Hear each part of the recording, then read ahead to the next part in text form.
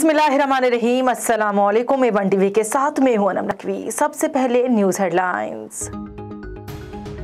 वजीर आजम एक रोजा दौरे पर कराची पहुंच गए। वजीर आला सिंध मुराद अली शाह ने वजीर आजम का इस्तकबाल किया।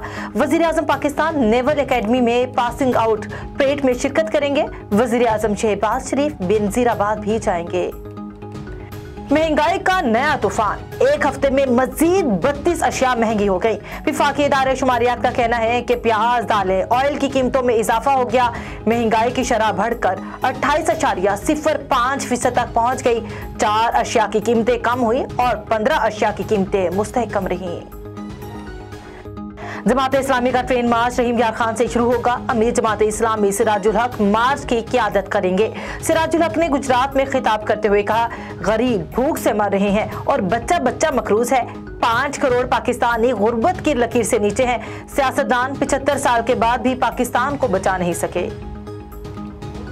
कोरोना के फैलाव में इजाफा होने लगा। मुल्क में 24 घंटों में वायरस से मजीद 435 लोग मुतासिर हुए। NIH के मुताबिक 24 घंटों में मस्बत केसेस की शरह 3.19% रही। कोरोना से एक मरीज जान की बाजी हार गया। 87 मरीजों की हालत तशवीशनाक है। स्कर्दू में लैंडस्लाइडिंग, जगलोट शाहराह 2 रोज से बंद। हजारों सयाह बददस्तूर महसूर। इलाके में पेट्रोलियम मसनूआत की तरसील भी रुक गई। शाहराह पर बड़े पत्थर गिरने के बाइस इमदादी कामों में दुश्वारी।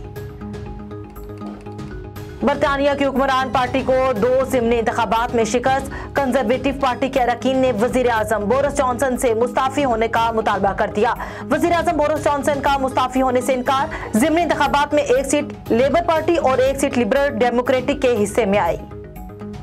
हेडलाइन से फिर वक्त इतना ही। मजीद खबरों से बाखबर रहने के लिए देखते रहिए A1 टीवी। A1 टीवी, सब पे नजर, अंदर की खबर।